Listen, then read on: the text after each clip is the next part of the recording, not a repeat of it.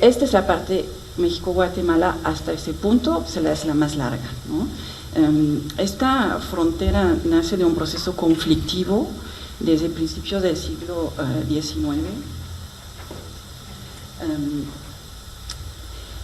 que es un proceso que sigue siendo conflictivo hasta la fecha en las tres etapas de definición, delimitación y demarcación de esta frontera, ¿no? En la etapa de definición fueron décadas de negociaciones y de conflictos en el siglo XIX. En la etapa de delimitación, que empieza con la firma del Tratado de 1882, yo considero que ese tratado asegura la continuidad del conflicto. Claro que en los términos políticos hoy en día todo el mundo habla de frontera hermana, de frontera, ¿no?, etcétera. Sin embargo, en los círculos diplomáticos, fuera de la grabadora, en corto, se reconoce muy claramente que sí es una frontera conflictiva. Aquí pueden ustedes apreciar parte del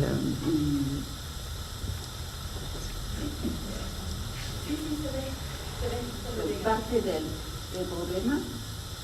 Este mapa del lado izquierdo es el mapa de Myrox de 1895, que fue un negociador estadounidense que ayudó a Guatemala. Aquí, bueno, no voy a entrar en los detalles, no tengo suficiente tiempo, pero pueden ver ustedes que hubo diferentes propuestas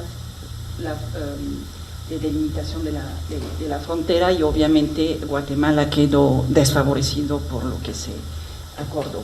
Y en el mapa de la derecha, que es un mapa de la Auditoría Superior de la Federación de México del 2007, se indica un punto donde todavía México y Guatemala no han acordado el establecimiento de monumentos intermediarios, ¿no? Entonces aquí es como la expresión viva y reciente del conflicto continuo. La situación de la frontera México-Belice es totalmente distinta. Si bien en el pasado hubo tensiones en torno a la guerra de castas y el abastecimiento de armas, etcétera, etcétera, en el momento que se firma el Tratado de 1893 con Honduras Británica, entre México y Honduras Británica, que es el tratado todavía hoy día vigente, pues Honduras Británica ya no, la colonia británica ya no existe, es un país independiente que se llama Belice, pero aparentemente no hay ningún problema. Tenemos una frontera poca definida, principalmente fluvial, el 86% es un río, el río Hondo, y una demarcación terrestre muy fragmentada. Tenemos una Comisión Internacional de Límites y Aguas de bajo perfil desde 1993 que está haciendo diría la no labor de delimitación, o poca labor de delimitación. Y es una frontera poco relevante en las relaciones y no conflictiva, ¿no?, a diferencia de lo que sucede con Guatemala. Lo importante aquí es que, por lo tanto, es susceptible de institucionalizar una cooperación. Ahora, mi insistencia en ese tema de las dos fronteras tiene que ver con que los trabajos que hemos hecho sobre la cuestión de la frontera sur, aunque hasta los años 80, 90, fue pues una frontera olvidada, solamente la referencia era la frontera México-Estados Unidos, han hecho que, bueno, sí visibilizó ese concepto, la existencia de esta frontera, pero se ha convertido en un concepto hegemónico, ¿no? Solamente se trabaja desde México, se ve desde México, y es un concepto que demuestra ceguera, lo que llamo la ceguera fronteriza. La mirada que tenemos sobre este espacio termina donde empieza la línea de división internacional, ¿no? Por ello mi insistencia en empezar en hablar de dos fronteras, la frontera de México-Guatemala, Guatemala-México, Belice-México, México-Belice, e incidir en el trabajo desde la academia en torno a lo transfronterizo, que debe ser construido en la pluralidad, y empezar por el uso de denominaciones incluyentes, ¿no? Aquí el punto de las fronteras de aguas, que tenemos múltiples relaciones entre aguas y fronteras en la región.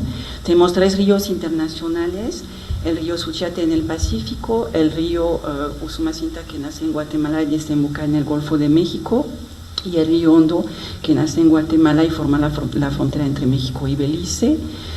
Les decía que son fronteras mayoritariamente fluviales, el 53% de la frontera México-Guatemala son ríos y el 86% de la frontera México-Belice. Hay muchos cuerpos de agua compartidos y también humedales, y finalmente tenemos otros 3 ríos transfronterizos, es decir, que cruzan la frontera, el Cuatán, el Grijalva y el río Candelaria. Aquí tienen del lado derecho un mapa que hemos hecho del río Suchiate entre Guatemala y México.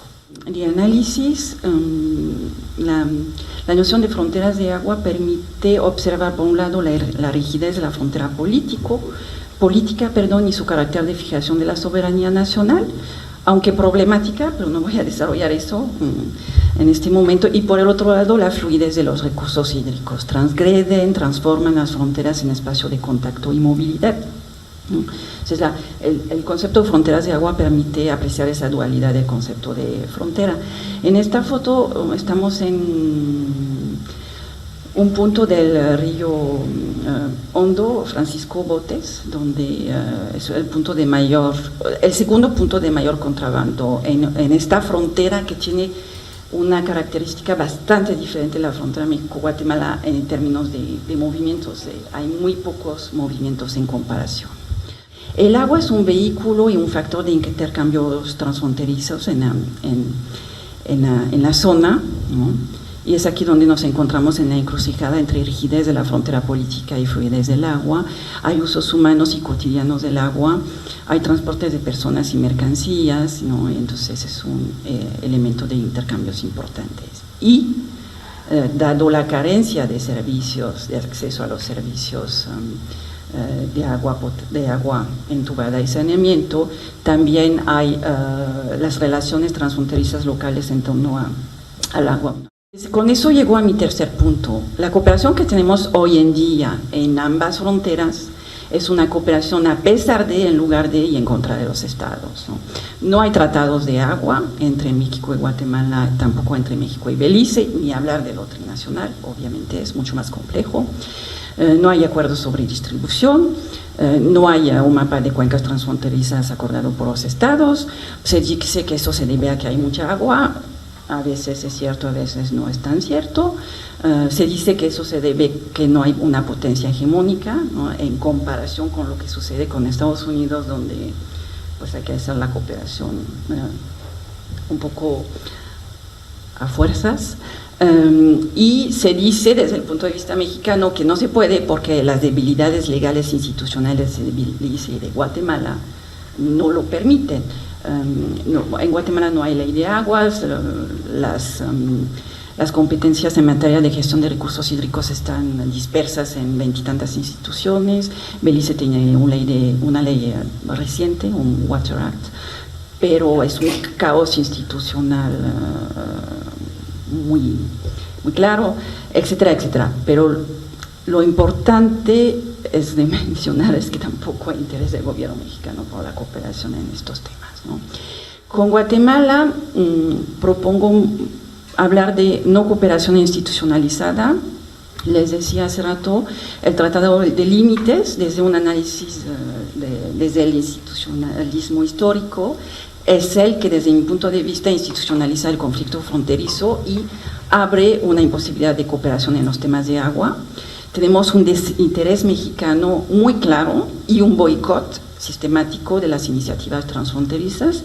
Yo he participado o he observado 6 en 8 años, entre el 2003 y el 2011, y sistemáticamente el gobierno federal mexicano ha puesto trabas para que haya cooperación. Incluso hemos hecho una propuesta de cooperación desde la academia. Y del lado de Guatemala, tenemos desde el 2009, bajo el gobierno de Colom, un concepto de cuencas soberanas que hace imposible pensar en una cooperación en cuencas transfronterizas, ni con Belice, ni con Honduras, ni con El Salvador, y mucho menos, nos han dicho, con México. Pues para concluir, considero que no podemos ver el tema de la cooperación transfronteriza sin mirar el tema de los conflictos. Realmente es algo entrelazado, ¿no? Y bueno, espero que con lo que les acabo de comentar tenga sentido. Creo que hay diferentes elementos que entran ahí en juego en torno a la frontera. Les hablé poco de la geografía, pero eso es uno de los temas, que quién está arriba, quién está abajo, cómo pasa el río, si forma la frontera, en qué punto, etcétera, etcétera. Obviamente la historia y las relaciones políticas son fundamentales. Las diferentes temáticas que pueden ser conflictivas para la cooperación, no mencioné esto, pero el tema represas es un tema muy conflictivo, lo ha sido históricamente entre México y Guatemala, y los temas de las aguas que nacen de un lado y surten en la comunidad de abajo, llamados pasos transfronterizos de agua, así lo llamaron hasta autoridades de ambos países. Y finalmente, pues depende mucho de los actores, ¿no? Si uno es poblador, si uno es ONG, si estamos en la academia o si estamos hablando de estados nacionales.